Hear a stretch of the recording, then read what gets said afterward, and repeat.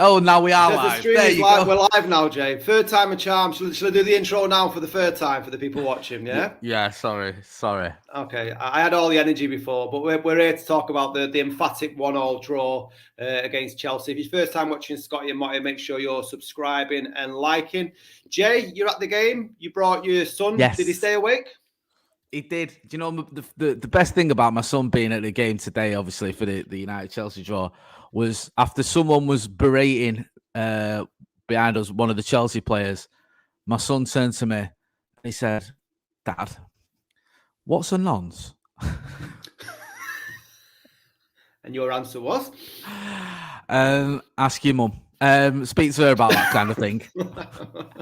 No, he said, I said it's someone who's not very, I said it's someone who's not very nice. And then he went, "Is it like the P word?" Which I think, is the paedophile Good way of saying it. Right. Yeah. Yep. And I went, yeah. He went, "Like P Diddy." That's what he said. I don't want to get sued. So, I know, yeah. Not that I'm, saying one thing or another, because we don't have a legal team at Scotty and Motty. We've just got Google, Chat GPT. But other than that, it was great. Yeah, it was good. Sorry, it's always better taking him to the game than not going when it's a bit of an average game, because he enjoyed himself. The atmosphere was good, and I don't know. I feel like. And obviously you'll know as much about this as I do, but I feel like United fans now, we talk about the standards at United and the expectation, and I feel like they are almost lower than ever. I do. I get that. I speak to a lot of people who are just sort of the opinion of, well, we didn't lose, so it's not that bad. Do you know what I mean? And when you go in 1-0 up against a Chelsea team, yes, the fourth, or they were fourth, I don't know if they're still are, I think they are, but player for player, they're not amazing. They've got some good players. Obviously, everyone knows how good Cole Palmer is. Nicholas Jackson might be terrible on the eye, but he scores a lot of goals. If they can stay fit, the likes of Fofana and Reece James, for example, are good defenders. But they're a beatable team. But there was a sort of air of, oh, well, at least we didn't lose to a lot of the people I spoke to. So it's just weird, because I think everyone's in this sort of stage now where this season's been so bad, and with everything that's going on, we're just sort of relieved we don't get beat. And it shouldn't be like that. And ideally, we'd be coming away going fuming. And I was a bit annoyed, because I always get annoyed when we take a lead. And it's is it the fourth time this season we've taken a lead and drawn? I think if memory serves, I might be getting that completely wrong. But I know we did it against FC20. We did it against Porto. In fact, it might be the third time. I might just be making that up. We've done it enough times over the last sort of 12 months, haven't we? Well, yeah, going back even further, we've thrown it away, and yeah, it wasn't a great game, and the draw was probably a fair result. But it's annoying because we took the lead, could have probably got a second as well, or even gone 2-0 up or whatever, or at least got a winner towards the end. And yeah, it was one of those games that you're not going to remember, you're not going to speak about for many years to come, because it was pretty forgettable, to be honest with you. What did you make of it? You watched it, obviously. What did you make? Yeah, I mean, it wasn't an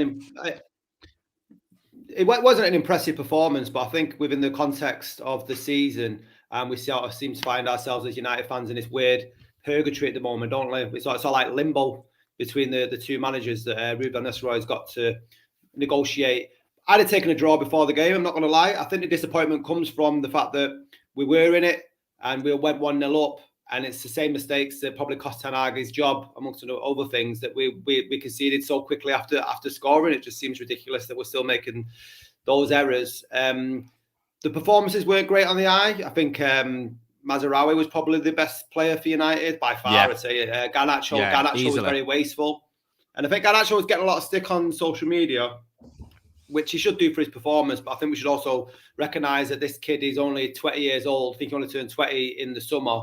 And I think that he's having a lot of weight put on his shoulders because he hasn't got anyone in front of him. For me, it should be somebody else in front of Garnacho. Like Rashford should be starting and it should be Garnacho behind him. He shouldn't have to play sort of 90 minutes. He should be eased into the team. But pressures are, and the lack of availability we've got for alternative wingers and goal scorers, and use that term loosely, is that he has to be put, in the starting 11 because of the lack of talent we've got. Wasn't a great performance, but a draw against the Chelsea team that weren't brilliant today, but this season, like the new managers certainly got them playing with more identity than we have under Ten Hag over the last 2.5 years, I'd argue. Yeah, I agree with pretty much everything you said. I think the thing with Garnacho is both things can be true. You can remember that he is just 20 years old, but also he is, a regular for Man United. He started 30 odd games, I think, last season, and he started the brunt of the games this season, and he's in his third season now. And he is quality, he's class, and I think those chances he had, it wasn't that he didn't score them as such. It was the nature of the shots. The shot in the first half and the shot in the second half, not the one that went over. That was straight into Sanchez's hands. It was a little bit disappointing to me because he had time, especially that first one, to set himself. And I thought I was at the other end. I thought, he's gonna, at least make it difficult for the keeper. I fancied him for it. And I think he might be one of those guys. Actually, sometimes his finishing's better when it's more instinctive rather than he's got time to think. You saw it the other day when he finished against Leicester. I know it's only Leicester, but he's still on the finish. It's a chance, and he took it well because he didn't really. I think it was a first time hit, and he's done that a few times. And yet, when he's got a little bit more time, I think he overthinks it a little bit. It does worry me a bit about where the goals are coming from. Højlund ran himself into the ground as he always does, but I know he won the penalty, but he didn't really get many opportunities, many chances. Bruno's looked a bit off the boil to me for a little while. Against Leicester, obviously played well. Don't think he was great today. Rashford, he's been very up and down this season, and he didn't really get going today. And I wasn't surprised when he got subbed for Diallo. It looked lively, to be fair, when he came on, Diallo. But there's this issue, and I don't know if Amorim can fix it straight away without bringing in anyone else. I don't know if he can get goals out of this team. You can get goals, obviously, but I don't know if he can get enough goals for us to challenge at the top end of the table, so us to get in that top four conversation, because we just look like we're not creating enough chances. And when we do, we don't look like we've got a goal scorer. And you mentioned there about if it's not, Garnacho, we shouldn't be relying on him. The trouble you've got is, and I agree, we shouldn't be relying on Garnacho, but Rashford overall has a decent goal scoring record, but he tends to score in seasons in fits and starts. So he tends to have one season where he scores a load of goals, another one where he doesn't. And then this season, I think he's got one Premier League goal so far. I know we're only 10 games in, but it's not a great return, if we're going to be honest about it. Højlund went, 16 games last season in the Premier League without a goal. Again, that's his first season. I don't want to be too harsh on the kid, but he's not someone who is going to get you goals. And Xerxes, when he came on, I feel like the crowd are, I know it's I don't know, say the crowd. I feel like fans in general, I see it on social media. They aren't being very patient with Joshua Xerxes. I think the first impression of him isn't a good one, from what I gather, and you may disagree by all means, that people are looking at him going, have we really bought this guy in to help us get goals because he doesn't look good enough? I just said this the other day on Paddock. It's far too early to tell. I've seen some of the best players I've ever seen at Manchester United have taken a while to get going, and I mean a while, longer than a few weeks. So I'm not going to be too quick to judge Joshua Xerxes, but my opinion of him so far is, whilst you can see he's got some good qualities, I think we're going to have to be patient. I don't think he's anywhere near ready yet to play for Manchester United regularly. No, it seems like it's a pace issue, doesn't it? In terms of like the pace that he's been doing at Serie A compared to the Premier League seems massively different. And I'm not too sure like how long that's going to take. But if you look at when Pep signs a player, let's say Grealish when he signed for City, everyone gave him a year. There seems to be that sort of leeway. Now, I don't know if fans' frustration. Pardon? Oh, sorry, my headphones gone. Yeah, cool. When Pep gives players a year at Man City to sort of bed in. But I think the frustrations with Xerxes don't only stem from his ability that we've seen so far that is demonstrated in a Man United shirt, is because it's indicative of the frustrations of where Man United are as a football club at the moment. If we're playing pretty well, then you get a little bit more leeway with it. But everyone wants to see a lot more now because we are missing goals and because he came in as a sort of attacking midfield. It was never a centre forward. It wasn't like an outgoing, massively goal scorer for Bologna. He's more that sort of number 10 between the midfield and between the centre forwards. So it is going to take a little bit of a while. Some of the stuff that I see, he looks like he's got the right intention. And I think we go back to sort of some of the early games. He gets into the right positions in the box. but he's just lacking that extra sort of yard with the pace. He just looks like, when you've not played five-a-side football for 6 months and then you get pushed in and you're like, right, that's exactly what it sort of looks like with him. So fingers crossed with the sort of pace thing and he catches up. But I'm not overly concerned with Xerxes. Again, like Garnacho, I don't think that we should be sort of pinning our hopes onto, either new players or young players. We need to be looking at the players that you're talking about there that aren't, pulling the weight that they have in previous seasons. Bruno Fernandes is the captain of the football club. If anyone, he should be leading by example on the pitch with his performances. Marcus Rashford, you said there, 1 season hot, 1 season cold. By that logic, this season, it should be Marcus Rashford, banging goals in. Now, whether that's down to something that's happened with Ten Hag previously, we'll get to know when the new coach comes in.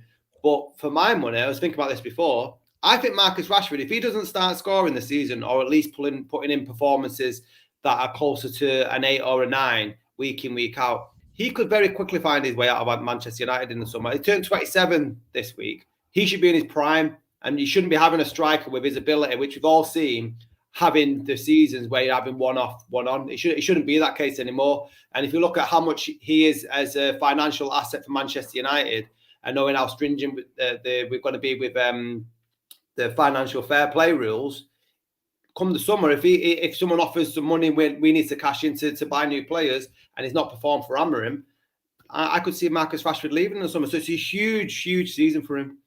Yeah, 100%. I think you're right.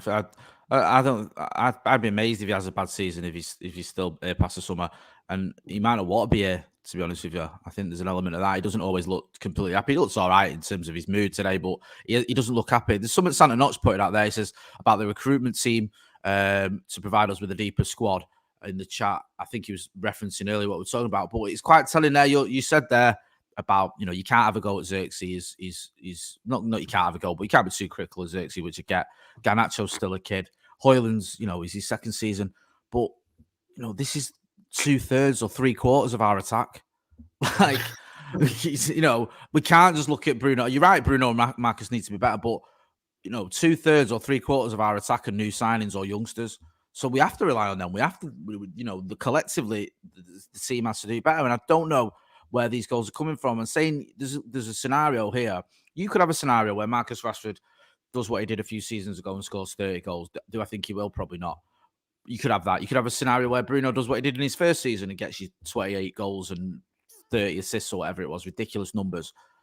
But we could also, there's no doubt in my mind, we could easily end up this season where Marcus gets you 10 goals, Bruno gets you 8, Garnacho gets you 7, Hoyland gets you 12, Xerxes gets you 6. Like, that can happen because these players we're looking at, especially over the last few seasons or even ever, haven't got a record of scoring loads of goals. So it is going to be difficult because if you look at defensively, I know obviously that we've conceded a goal today and we have conceded a goal. Defensively, if you look at the table, we're not that bad. It's not like our defense is the issue in terms of the goals we've conceded. I'm just having a quick butcher's up now. We've conceded, is it 12 goals? Which is, is I think we've conceded, I know obviously it's different because they've scored loads of goals, but we've conceded one more goal than Manchester City. We've conceded the same as Chelsea. We've conceded one more than Arsenal. We've conceded 3 fewer than Villa, 1 more than Tottenham. So defensively, we're not a bit horrendous. It's not amazing to concede 12 goals in 10 games, but it's not that bad. It's the goal scoring that's the issue. We've scored 9 goals. We've scored 1 more goal than Crystal Palace, 2 more than Southampton. And when you consider that of those 9 goals, a third of them came against Southampton in that game, that's your issue. That is your problem. In the other 9 games, you've scored 6 goals spread across those 9 games. You're not going to win football matches with a goal-scoring record like that. So that is the worry for me, and that's something that Ruben Amorim's got to fix now. Whether he goes into the transfer market in January, I don't know. But even if he does, he's still got to wait 2.5 months before he can do that. So he's got to get a tune out of these players. And if everyone suspects what he's going to do at Porto, which is play this sort of 3-4-2-1 formation and mix it up that way, then he's still going to have the same players, but in some of them might be playing in a slightly different position. Yeah, that's the concern because we haven't got a goal-scoring striker. As a striker, if you look at sort of Garnacho and Rashford as more like inverted wingers, your two strikers are Xerxes and Højlund, aren't they? The sort of 9 and the 10. But like you said about Xerxes, he plays a lot deeper. I know he was a striker for Bologna and he scored, was it 12 goals? But again, not prolific. Højlund had a decent season last season. I feel like I'm hating on Rasmus Højlund. 17 goals, was it, in all competitions? But it's not prolific in terms of week in, week out.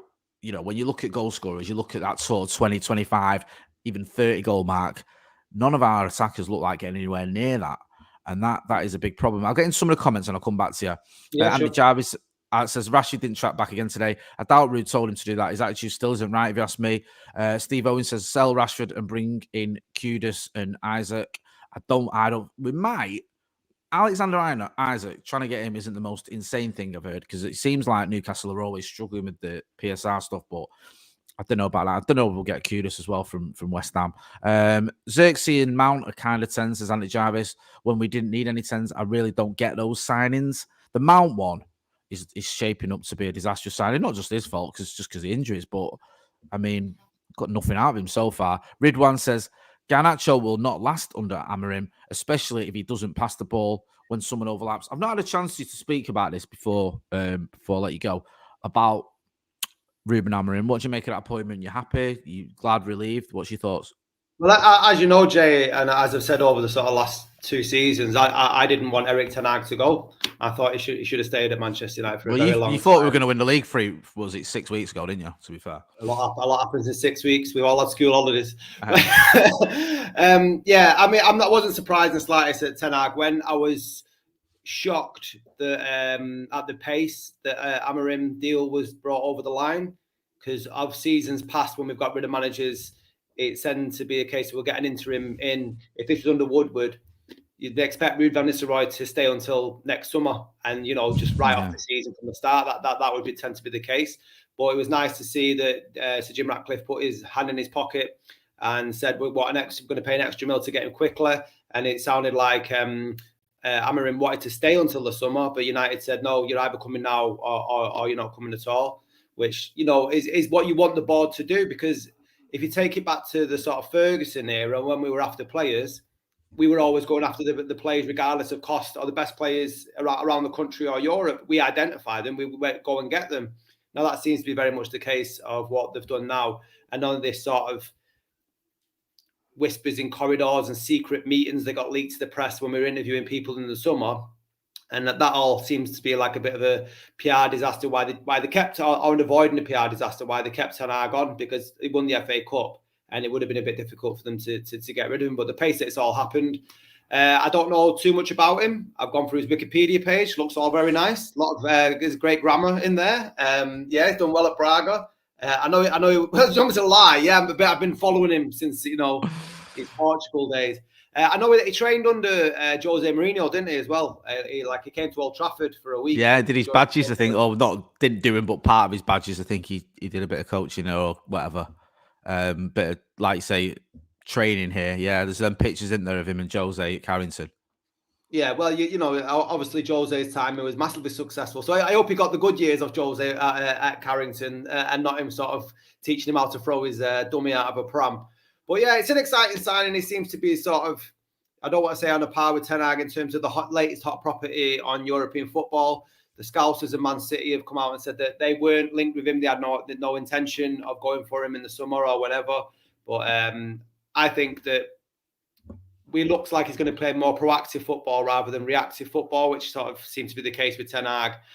2.5 years, very little identity. He seems to be coming from everything I've read and watched other commentators who know him a lot better with this sort of formation of playing, 3-4-3? That seems to be what they're going to play for. Hopefully, and like I said there, with the lack of goal scorers that we've got, I think what United fans need to do is to sort of pin our hopes that the issue isn't a player problem, it's a system problem. And that's why we're not scoring goals, because yes, whilst the players are underperforming, we don't know when he comes in, if he does anything different, he gets something better out of them if he plays free at the back and then more sort of defensive wingers.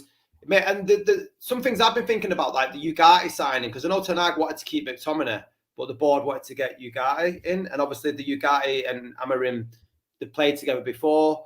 Euro another central defender alongside De Ligt and sort of and Martinez as 3 centre backs at the back. It kind of looks, if you want to be a conspiracy theory, like they were sort of negotiating towards this way of playing anyway, whilst Ten Hag was in charge. Now that might just be me sort of, grasping at straws there, but it feels like we're heading towards something.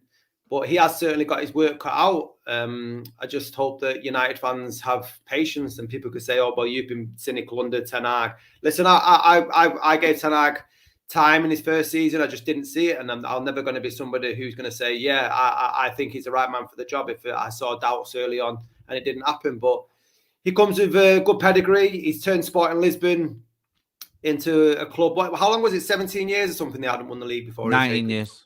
19 years. He ended a 19-year drought, which is a big thing, and that's like in a league that you're going up against Benfica and Porto, and they're sort of it's not equivalent to Ajax, who are expected to be the dominant force, in the Dutch league.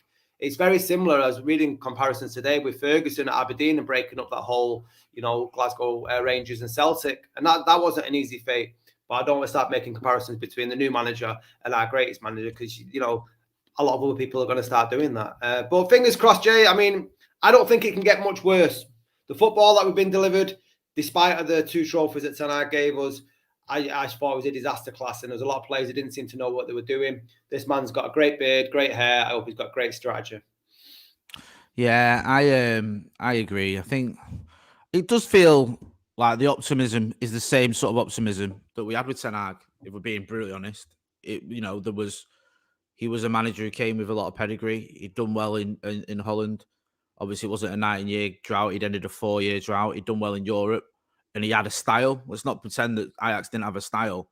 So we all thought, we're going to see that Old Trafford. And we didn't. We just didn't. So hopefully this will be different because, I'm wary of repeating what I said when Ten Hag came in. He's got a style. He's done had success.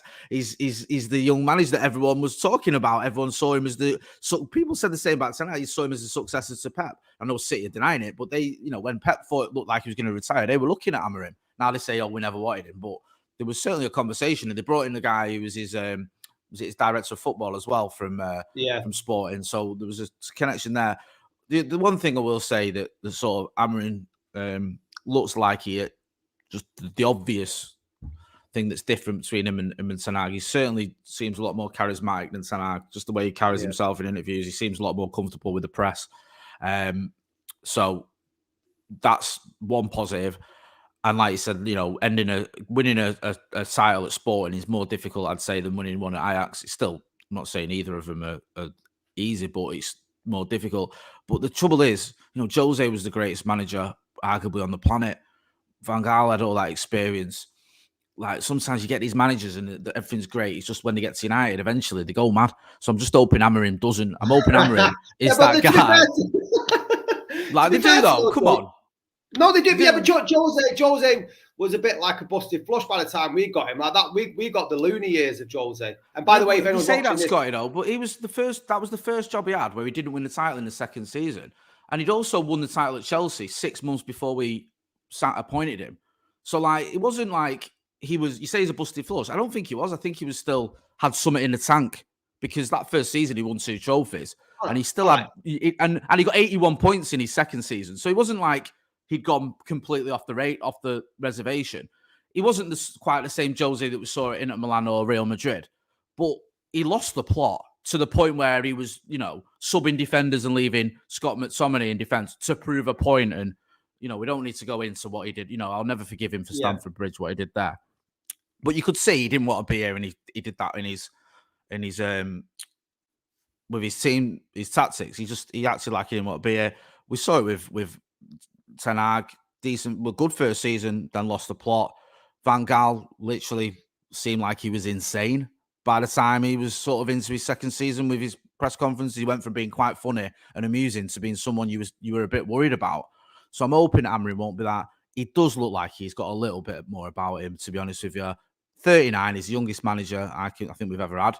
And also, he's a manager that's actually coming in at a time where he's slap bang in the middle of success. Yeah. Like, he's literally, I think they're undefeated at the minute. Sporting. Undefeated, and I think they've just won 3 league titles, haven't they, or something? Sporting Lisbon. Sorry?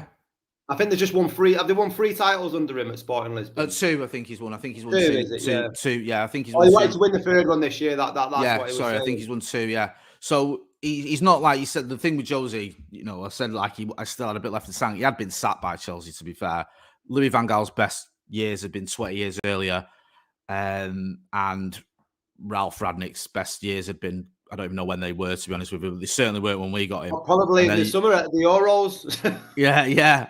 In that group stage, Yeah. and then with Ollie, his best years in management have been a few years before. So this is a manager who's coming as at his peak, almost not at his peak, but in terms of what he's achieving, winning at almost every game, smashing teams, and he kind of looks this season like Alonso did last season, in terms of just winning every game almost, and everyone looking at him going, he's the guy. And we're getting him now, which is great. And I think it's good, like you said earlier, that we've paid that extra few quid to bring him in for the international break, and then the first game against Ipswich. That's a decent start for him. He'll have 2 weeks to work with the players. Hopefully, can like you said about his style and the way he wants to play, can start implementing that in training straight away.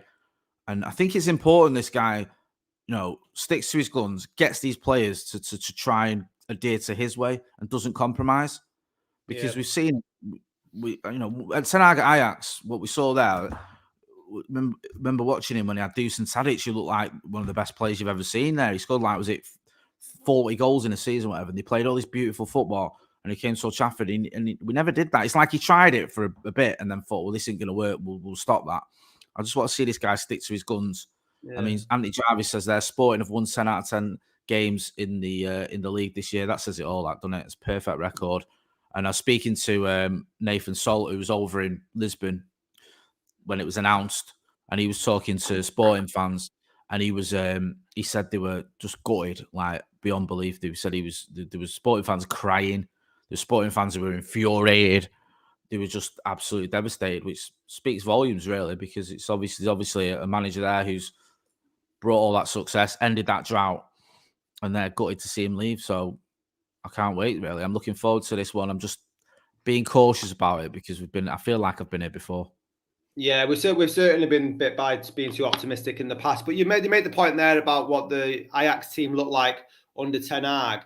And the more I've sort of reflected on his time at United, if you look at what happened at Ajax, you had the likes of Overmars and Van der Sar that were in charge of a lot of the signings. Now, when Ten Hag came to United and you had that whole, he wouldn't take a meeting or a phone call with Ralph Rangnick to discuss what was needed. And Ten Hag was afforded a lot more sort of control over the signings, which ultimately was his undoing. Now, if you compare Amorim, who's coming in under this, he's not even a manager, is he? He's the first one who's got it, first ever sort of head coach or whatever it is. Yeah, he's not actually got the label of manager. He's going to have like Ineos behind him. All the rest of them have had like either a touch of the Glazers with Ten Hag or had the Glazers in the background, either denying transfers or just buying players for commercial value. If you look at the likes of signings under Jose, for example, or being denied players when they wanted them to try and kick on and challenge City for the title back in the day. So it feels like at the beginning of the summer, it's a new dawn with Ineos coming in, and now it feels like they finally got their guy because Ten Hag wasn't it, but they were willing to give him a little bit of leeway off the back of the FA Cup. Evidently, it's not worked, whatever your thoughts were, people who are watching. And now we just move on. I think there's a lot to be optimistic about because the floor we have reached at the moment can only get better, as the great 90s band D-Ream said. It can, but it's like Ronnie says on Paddock, he said it a few times, we can improve and still not be that good because we're so low at the minute. So that's the thing, we can only get better, but I'm hoping it gets a lot better because I don't want to see us finish 7th this season. You go, okay, we have got better. We're not 8th. I'm hoping this guy can come in and take us to the next level. It might take a little time. I get that. But I'm hoping we can kick on because you've seen it at Chelsea today. Obviously, they're not an amazing team, but the 4th. And they were a mess, weren't they, when Maresca to come in? I mean, I know they rallied a little bit late last season under Pochettino, but it was just chaos at Chelsea. And I think if you've got a core group of decent players, you've got half a chance. And we have, just before we wrap up, I just want to mention, and a few people have mentioned him. So I'm not, I think Ridwan and Glenn F and a couple of others. Mazraoui was class. You mentioned him as your man of the match today.